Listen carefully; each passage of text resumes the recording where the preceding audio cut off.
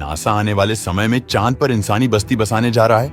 और यहाँ बात बस कुछ मॉड्यूलर या रोवर्स की नहीं हो रही, बल्कि बात हो रही है असली इंफ्रास्ट्रक्चर की। चांद की सतह पर रोड्स, बड़े बड़े स्ट्रक्चर, बड़े बड़े घर, लेबोरेटरीज, लॉन्चिंग पैड्स और यहाँ तक कि ब्लास्ट सील्स तक बनाना। और नासा ने आइकॉन नाम की कंपनी को मिलियंस ऑफ डॉलर में यह प्रोजेक्ट दे दिया है।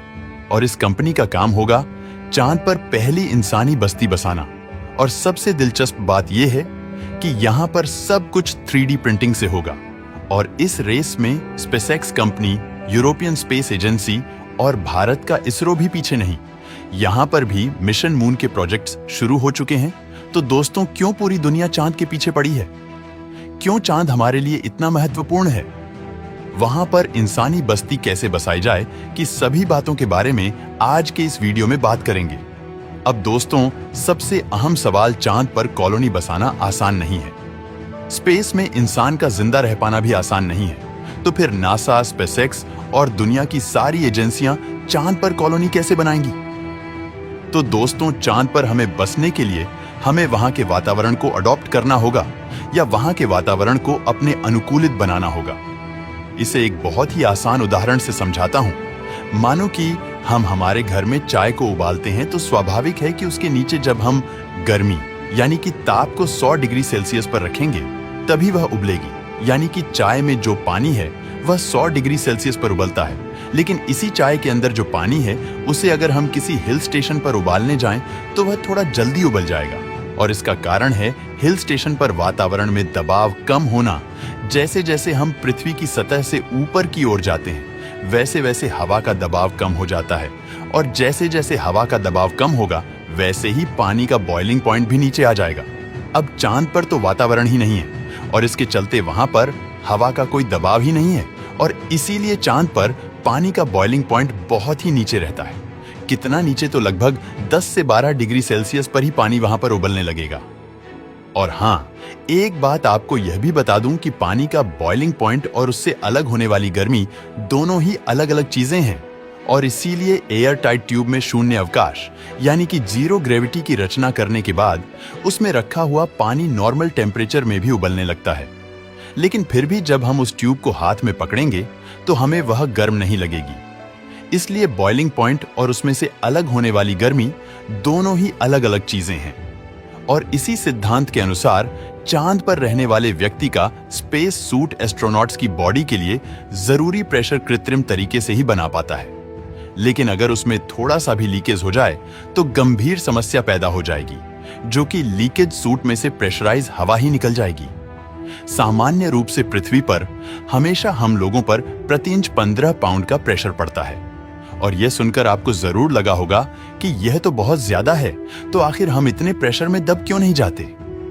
तो इसका कारण है हमारे शरीर की लाखों सालों बाद हुई ऐसी रचना और शरीर के आंतरिक अंगों की कार्यप्रणाली, जिसके चलते हमारा शरीर अंदर से भी प्रति स्क्वायर इंच 15 पाउंड का प्रेशर पैदा करता है।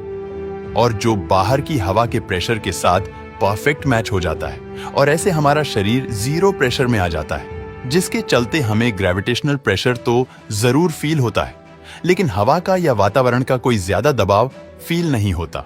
और इस तरीके से हम पृथ्वी की सतह पर जिंदा रह पाते हैं, जी पाते हैं। और इस पृथ्वी पर जीवन सृष्टि के आगमन के साथ डार्विन के उत्क्रांतिवाद के चलते शायद इस पृथ्वी पर जीवन की शुरुआत इस प्रेशर बैलेंसिंग के साथ ही हुई होगी, क्योंकि हमारी पृथ्वी पर सभी जीव सृष्टि यहाँ के वातावरण के अनुरूप ही विकसित हुई है। तो अब आप लोग समझे दोस्तों कि पानी के बॉइलिंग पॉइंट से लेकर हमारे शरीर पर पड़ने वाले प्रेशर तक सब कुछ पृथ्वी और चांद के बीच अलग अलग है। तो अब भविष्य में जब भी हम चांद पर कॉलोनाइजेशन करेंगे और अगर ऐसी कॉलोनी सफल हो जाती है तो उसे कॉलोनी में जैसे हमारी पृथ्वी पर सेंट्रलाइज्ड एयर कंडीशन होते हैं, वैसे चांद पर उसे कॉलोनी में सेंट्रलाइज्ड एयर प्रेशर होगा। और ऐसी तमाम सुविधाएं होंगी जो मानव को वहां पर बनाए रखने के लिए, जिंदा रखने के लिए जरूरी होंगी। वैसे तो यह इंफ्रास्ट्रक्चर चांद पर बनाना थोड़ा महंगा है, लेकिन जैसे पेट्रोलियम की खोज के बाद बिल्कुल वीरान और सूखे पड़े हुए अरब देश जहां पर ऊंट भी सोच समझ कर जाते थे, वहां पर आज मानव बसाहट खचाखच भर गई है। और जहां पर रण में भी आज खेती बाड़ी होती है, बाग बगीचे हैं और इसी तरह शायद बहुत ही लिमिटेशंस में ही सही, लेकिन इंसान चांद पर एक हद तक कॉलोनी तो बसा ही सकता है। और वहां पर अगर हमें हीलियम 3 या दुर्लभ खनिज मिल गए तो दोस्तों पक्का मानना, शायद आम इंसानों की ना सही, लेकिन रोबोट्स और उन्हें संचालित करने वाले वैज्ञानिकों की कॉलोनी चांद पर जरूर बनेगी। असल में हमारी पृथ्वी से वैज्ञानिक और स्पेस एजेंसियां और सभी देश चांद पर कॉलोनी ही इसीलिए बनाने के लिए जा रहे हैं क्योंकि चांद पर हीलियम 3 है जो ऊर्जा का असीमित भंडार है। ये सभी कॉलोनियां 3D प्रिंटिंग के माध्यम से बनाई जाएंगी, जिसमें चांद की धरती पर ही मौजूद रेगोलिथ यानी कि वहां की धूल और मिट्टी को और वहां के कच्चे माल को उपयोग में लिया जाएगा, जिससे वहां के घर, इंफ्रास्ट्रक्चर, रोड्स, स्कूल्स और बिल्डिंग बनाई जाएंगी। वहां पर कुछ भी बाहर से लाने की जरूरत नहीं है और भले ही आर्थरस मिशन में कुछ देरी हो गई हो, लेकिन यह मिशन आज ट्रैक पर है और बहुत ही जल्दी दूसरी और तीसरी लॉन्च होगी और उसके बाद इंसानों को चांद पर ऑफर्ड कॉलोनीज बनाने के लिए भेजा जाएगा और मून पर भी इंसान कॉलोनी बनाकर रहने लगेंगे। दोस्तों, आपको क्या लगता है, क्या हम मून पर रह पाएंगे? हमें कमेंट में बताना।